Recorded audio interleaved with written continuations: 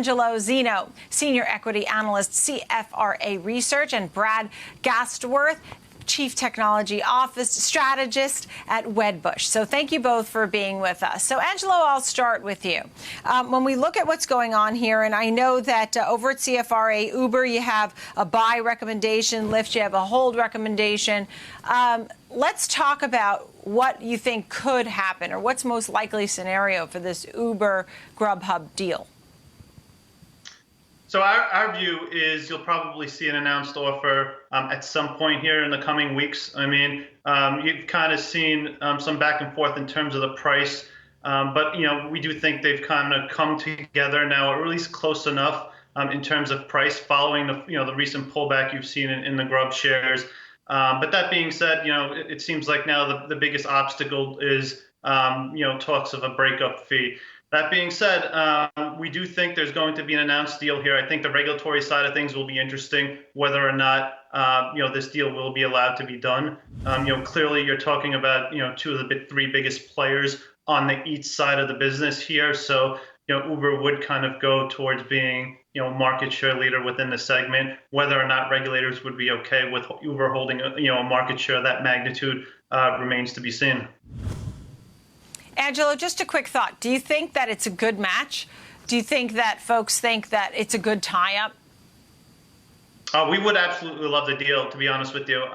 When you kind of look at Uber here, really the headwind for the company here in recent years has been the each side of the business and how unprofitable it's been. The low take rate within that business. Our belief is you kind of get a combination here on that side of things.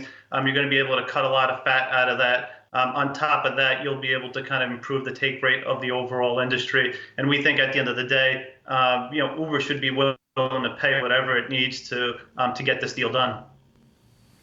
Yeah, Brad, I know you had some specifics on how much there would be savings when you put these two kind of companies together. Tell us more, Brad, about your thoughts on the Uber Grubhub deal. I know that we were just talking about these senators stepping in the way and saying that they actually thought that this deal, they just want to ensure that the industry will not be harmed. I mean, that's sort of the idea behind the Democratic senators urging the regulators to scrutinize the companies.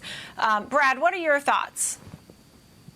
Yeah, no, it's a really good point, because at the end of the day, you have to make sure that the consumer isn't taken advantage of. And when you have less players in the marketplace, that's certainly a major concern. So, one of the things that these delivery platforms were doing earlier was having pretty significant fees. And if you look at the fees charged to the consumer, some of these states have already started to limit the amount of fees that they can get. But in terms of the deal, it would be quite significant for Uber. There's significant synergies the company can benefit from. And if you look at cost savings, I mean, you're talking about, hundreds of millions of dollars taken out because of the overlap in certain areas. So just like the other panel, I think there's really a good reason for the company to get this done. I think that you'd have to obviously get through some of this scrutiny and make sure that it's compliant with what the government would allow and would like, but it makes a lot of sense. Mm-hmm. Let me ask your opinion. You're both pros at this. What are the odds of this deal really happening? Is it better than 50%, better than 75%? Angelo? I give it a high likelihood, to be honest with you. I think you do get the announced deal, and we do think ultimately regulators are going to be comfortable enough with getting the deal done. So, I mean, if we do see an announced deal, I'd give it north of a 60, 70% probability of this thing getting done. Mm-hmm. Brad? To your question, I would say north. I mean, it's north of 50 for sure. I mean, it's hard to really quantify or hard to put a probability on much more than 50, but it's definitely greater than 50. Yeah. Angelo, what are your thoughts on Lyft? I know you have a hold rating on this one. I don't know if the deal makes a difference to Lyft. I mean, does it? Ultimately, it doesn't have much of an impact, we think, on Lyft. We're not as bullish on the Lyft story here. If you would have asked me about 8 or 9 months ago, I'd tell investors be more bullish on the Lyft story than the Uber story because of the headwinds associated with the each side of things for Uber. But that being said, I mean, we clearly have seen an absolutely worst case scenario come about in terms of that pandemic for the ride sharing industry. Our view is you're probably not going to see the type of volume you've seen on the ride-sharing business, that the peak volume rates you saw just several months ago for at least another 2 to 3 years. That being said, it's all about how much you can kind of cut costs down. Our view is Uber's got a lot more they can cut out of the business.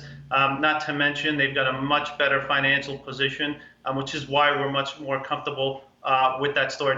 On top of that, you're talking about the geographic distribution as well as the business diversification there.